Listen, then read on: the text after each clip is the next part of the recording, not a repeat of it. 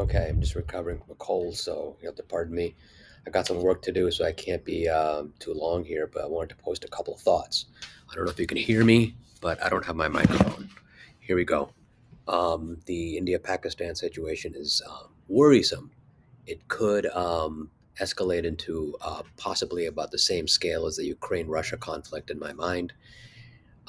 The online presentation, the online coverage of that war is very, very all over the place. It's chaotic. It's hard to separate fact from fiction. In fact, 90% of it is fiction. It's very much like the early days of the Israel Gaza conflict and the Ukraine Russia conflict. In both of those conflicts, information warfare really played a huge role in how the public perceived both sides of the conflict. I have very conflicted feelings about the Israel Gaza situation. My sympathies, of course, are with the people of Palestine. All this, who for decades have been struggling. And I also have sympathies for the people of Israel, who have really just been trying to live in peace. But really, my heart goes out to the children of Palestine who've senselessly died. That's all. Let me put that aside because that's not what this video is about.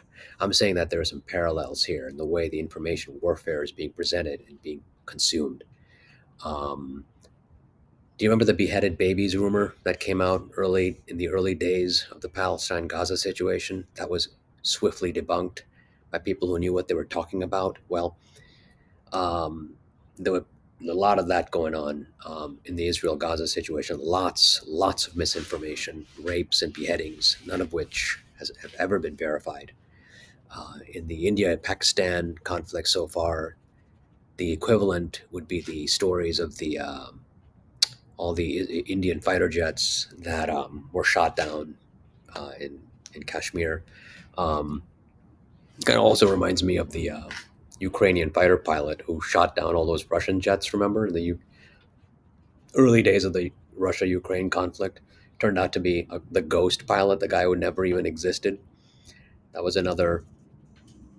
That was another fake story. So the idea of these down fighter jets is all BS.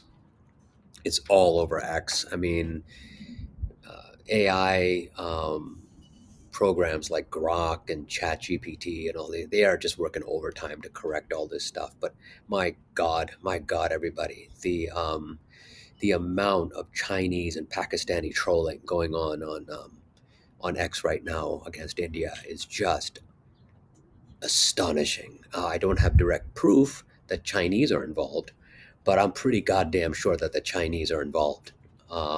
China stands to gain everything from this conflict. From the ballot, I mean, I don't even know how to. I don't even want to get into how China would benefit. It is continuing to benefit from this conflict. China is really the main beneficiary, and it's using Pakistan as its kind of mad dog to launch its attacks on India. China has Pakistan on a very generous leash, and it's letting it do whatever it wants. Um, what is Pakistan? You know, it's got me wondering over the last like day or two, like, what the fuck is Pakistan? Like, why does it exist besides to be like an Islamist republic? Why does it exist? What vision does it have for its people, for its place in the world? Like, why does Pakistan even exist except to launch terror strikes and chaos in the region? Um, and why the hell isn't the world stepping the fuck up, like in backing up India right now? I mean, there are a lot of Western liberals over the last 50, 60, 70 years who've like paid lip service to peace and human rights and constantly lectures India, but it's never actually like the liberal media never really investigates what's been happening in Kashmir since 1947. Not in any fair, balanced way that acknowledges and respects India's sovereignty. Um, it's just this kind of coverage I've been noticing on the India-Pakistan, especially the current conflict, that draws an equivalency between India and Pakistan as if they're equal partners here. They're not. These are not equal partners. India didn't launch terror strikes in Pakistan. India doesn't have a history fomenting terrorism in Pakistan. India doesn't have a history of destabilizing China. I mean, it's always the reverse, but they're treated like equal partners. I don't know why that is. Is the media stupid? Are they incurious? Or who's funding them? Um, makes you wonder, right? So right now, U.S. Vice President Vance, President Trump, have both distanced themselves from the conflict. Vance saying, "We want really nothing to do with this. It's none of our business," and they're like backing off. This, on the contrary, would be the ideal time for the U.S. to step in to support to support India, because the U.S. has to know that China is behind Pakistan's. China is behind Pakistan's actions. China is the reason Pakistan feels so emboldened to go to launch these counterstrikes. Most of Pakistan's weaponry is from China. The China-Pakistan Economic Corridor goes through Balochistan, okay, which is in Pakistan-administered Kashmir. That part is disputed territory. The fact that the Chinese sunk billions of dollars into developing this corridor in disputed territory shows China has no respect for India. But it plays this disgusting lip service of being good neighbors and wanting no war and being respectful. Fuck you. Fuck you. It's like if you're going to, you know, assume this position of being anti-war and pro-peace and hey, let's all get along. Stop funding India's enemy, the fomenter of terror, with all its weapons. Why are you doing that? Here's what ideally needs to happen. Israel, China needs to be humbled and shamed for its affiliation with Pakistan once and for all. I don't know how that's going to happen, not without Western help. I don't know how that happens because really that's a war of information. It's a war of narrative perception. And right now, the war of narrative perception is being fought with Chinese and Pakistani trolls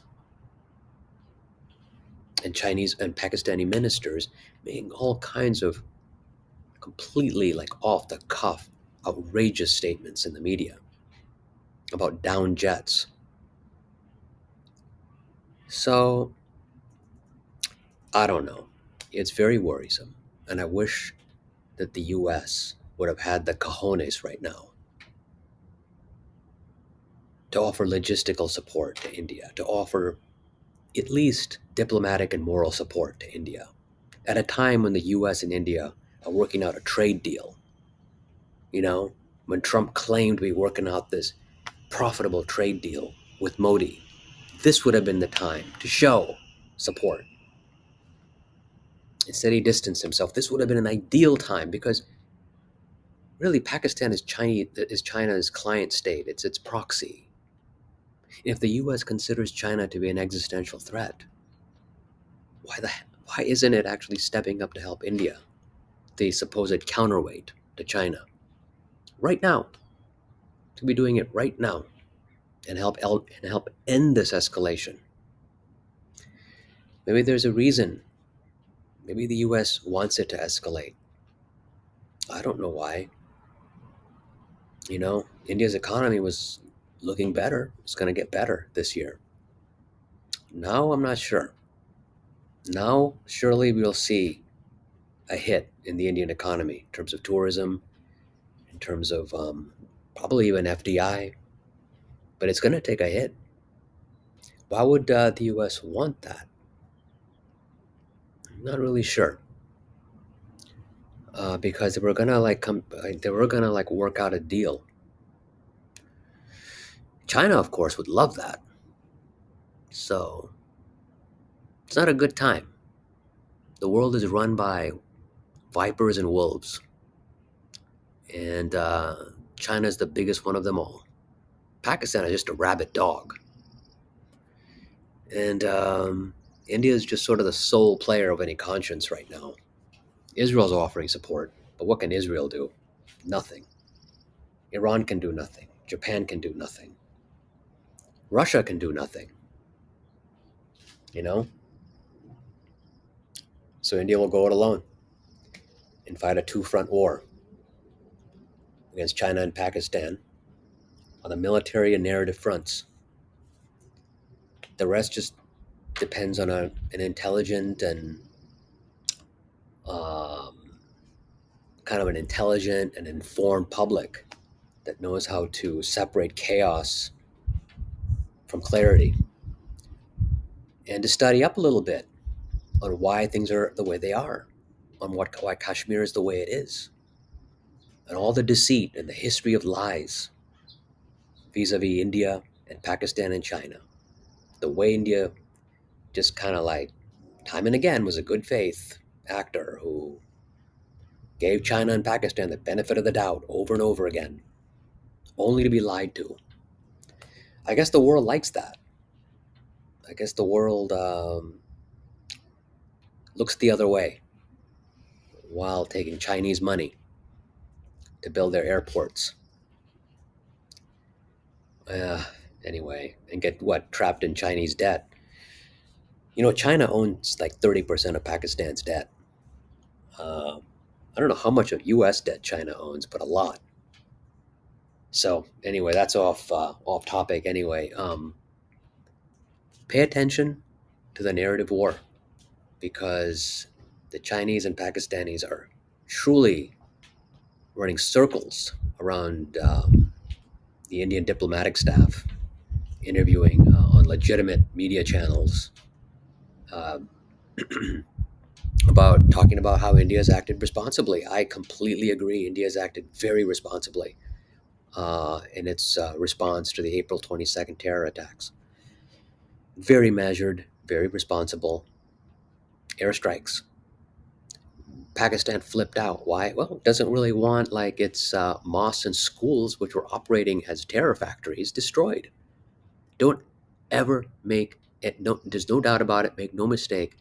When they say children and families died, okay, those were civilians who happened to be affiliated with terrorists who were living inside mosques, schools, uh, terror centers, training centers. I mean, hey, if you're in the vicinity, if that's collateral damage, I'm sorry, that's the rules of war.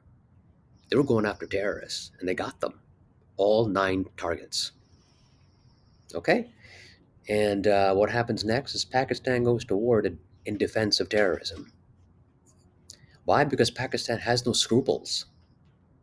It has no scruples. Its only function on this planet, its only function is to be an actor of terrorism, a supporter of terrorism, supporter of chaos and instability in South Asia, and to be China's best friend, do whatever it wants.